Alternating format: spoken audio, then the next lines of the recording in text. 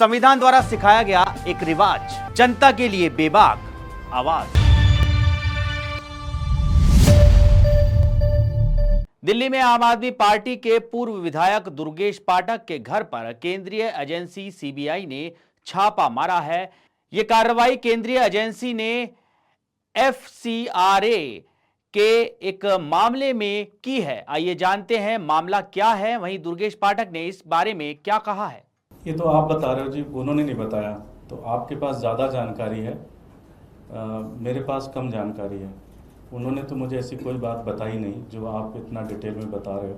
आपने कई सारी टर्मिनोलॉजी भी इस्तेमाल की। मैं तो गांव का रहने वाला आदमी हूँ, मुझे तो टर्मिनोलॉजी भी नहीं पता है कि क्या क्या टर्मिनोलॉजी होती है। कनाडा और दूसरे देशों से 155 लोगों ने चंदा दिया था और जो पासपोर्ट दिए गए थे उसके अगेंस्ट वो सिर्फ 77 लोगों का। ये भी बताया जा रहा है कि एक के पासपोर्ट पे 2 लोग, 3 लोग, 4 लोगों ने पैसा दिया है, वो आपके पास आया है। मैं फिर से कहूँगा, ये मुझे आप बता रहे हो, उन्होंने नहीं बताया मुझे।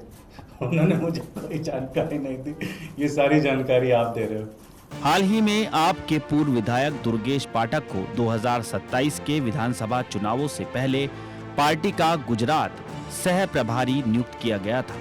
अब उन पर सीबीआई ने एक्शन ले लिया है। पार्टी ने आरोप लगाया है कि बीजेपी आपके गुजरात में बढ़ते प्रभाव से डरी हुई है, क्योंकि 2022 के विधानसभा चुनावों में 5 सीटें मिली थी। सीबीआई द्वारा ये कार्रवाई विदेशी योगदान विनियमन अधिनियम के उल्लंघन के मामले में की गई।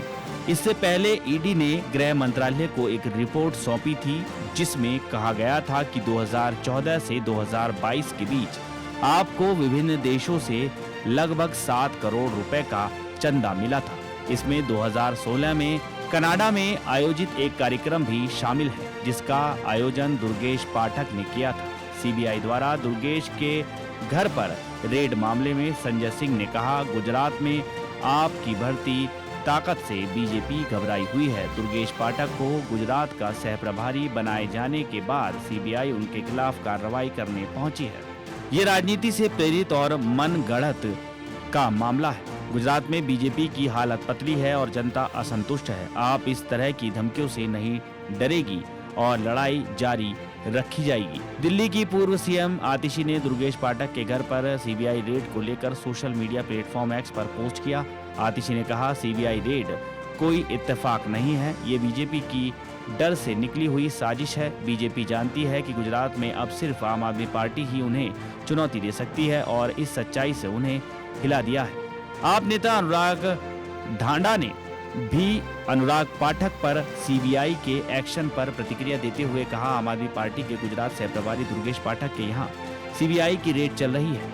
कुछ दिन पहले ही उन्हें गुजरात का प्रभारी बनाया गया है और तुरंत बीजेपी सरकार की ये बौखलाहट बता रही है कि बीजेपी डर रही है। आम आदमी पार्टी के दिल्ली प्रदेश संयोजक सौरभ भारद्वाज ने भी संदीप पर सीबीआई एक्शन पर प्रतिक्रिया देते हुए कहा, पिछले गुजरात चुनाव की वजह से भाजपा की केंद्र सरकार ने आम आदमी पार्टी के नेताओं को गिरफ्तार करना शुरू किया था और अब संदीप को गुजरात की जिम्मेदारी मिली है, तो आज सीबीआई ने उनके घर पर छापा मार दिया है।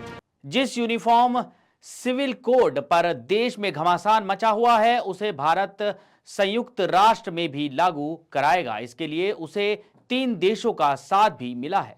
दरअसल भारत ने संशोधित संयुक्त राष्ट्र सुरक्षा परिषद में प्रतिनिधित्व के आधार के रूप में धर्म और आस्था जैसे नए मानदंडों को शामिल करने के प्रयासों की आलोचना की है। उसने कहा है कि ये क्षेत्रीय प्रतिनिधित्व के स्वीकृत आधार के पूरी तरह विपरीत है। संयुक्त राष्ट्र में भारत के स्थायी प्रतिनिधि राजदूत पी हरीश ने कहा, प्रतिनिधित्व के लिए धर्म और आस्था जैसे नए मानदंडों को आधार बनाने का प्रयास क्षेत्रीय प्रतिनिधित्व के बिल्कुल विपरीत है, जो संयुक्त राष्ट्र में प्रतिनिधित्व के लिए स्वीकृत आधार रहा है। टिप्पणी करने से पहले हरीश ने G4 देशों ब्राजील, जर्मनी, जापान और भारत की ओर से एक वक्तव्य दिया, जिसमें समूह ने इस बात पर जोर दिया कि क्षेत्रीय प्रतिनिधित्व एक स्वीकृत प्रथा है जो संयुक्त राष्ट्र में समय की कसौटी पर खरी उतरी है।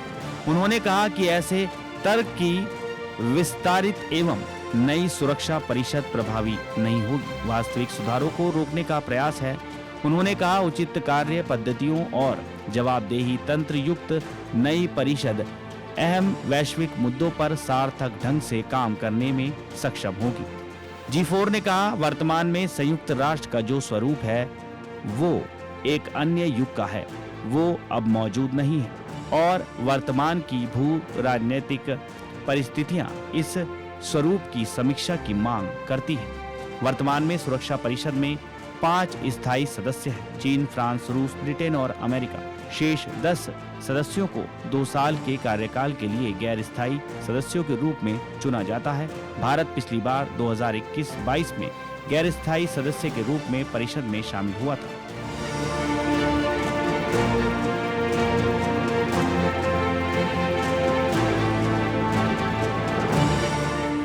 केंद्रीय कृषि मंत्री शिवराज सिंह चौहान इस समय ब्रिक्स कृषि मंत्रियों की बैठक में शामिल होने के लिए ब्राजील के दौरे पर हैं। अपने इस दौरे के दौरान शिवराज सिंह ने ब्राजील में टमाटर के खेत में सिंचाई की व्यवस्था देखी और कम पानी में ज्यादा सिंचाई की तकनीक की जमकर तारीफ की। कृषि मंत्रियों की बैठक के इतर शिवराज सिंह चौहान ब्राजील के खेत को देखने गए। इस दौरान उन्होंने सोशल मीडिया प्लेटफॉर्म एक्स पर वीडियो पोस्ट करते हुए कहा, ब्राजील प्रवास के दौरान कई तरह के अनुभवों और तकनीकों से समृद्ध होने का अवसर मिल रहा है। मैं यहां आकर खेती देख भी रहा हूं और इससे जुड़ी कई नई चीजें भी सीख रहा हूं। उन्होंने आगे कहा, आज मुझे यहां पर टमाटर और मक्के की खेती देखने का मौका मिला। यहाँ सारा सिस्टम मैकेनाइज्ड है। उन्होंने कहा, ब्राजील में टमाटर के खेत में सिंचाई की व्यवस्था देखी। यहाँ कम पानी में ज्यादा सिंचाई की व्यवस्था की गई है। खेत आप देख रहे हैं, यहाँ मक्का लगाया हुआ था, मक्का हार्वेस्ट कर लिया।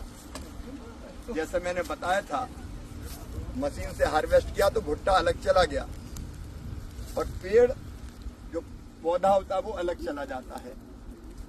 लेकिन ये जो बचा हुआ पौधे का हिस्सा है, इसको जलाते नहीं है, इसी में मिला देंगे बखरनी करके, जिससे ये खाद बन जाएगा और मिट्टी की उर्वरकता को बढ़ाएगा। तो ये तो वैसी बात है, आम के आम गुठलियों के दाम, इससे खाद बनाएंगे, इसको जलाएंगे नहीं। टमाटर की खेती हो रही है।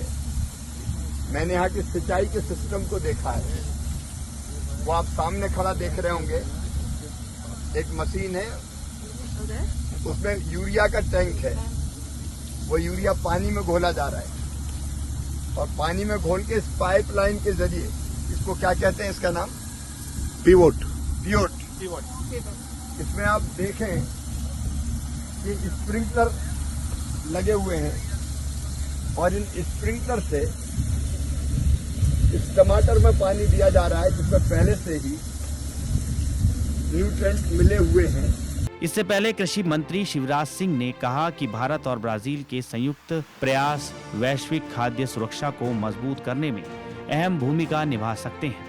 जारी आधिकारिक बयान के अनुसार ब्राजील के साओ पाउलो में कृषि से जुड़े स्थानीय कारोबारी समुदाय के 27 लोगों के साथ बैठक के दौरान कृषि मंत्री शिवराज ने ब्राजील की कृषि, खासतौर से कपास और सोयाबीन की कटाई में मिशनरी के इस्तेमाल की तारीफ की और इन क्षेत्रों में सहयोग की उम्मीद जताई।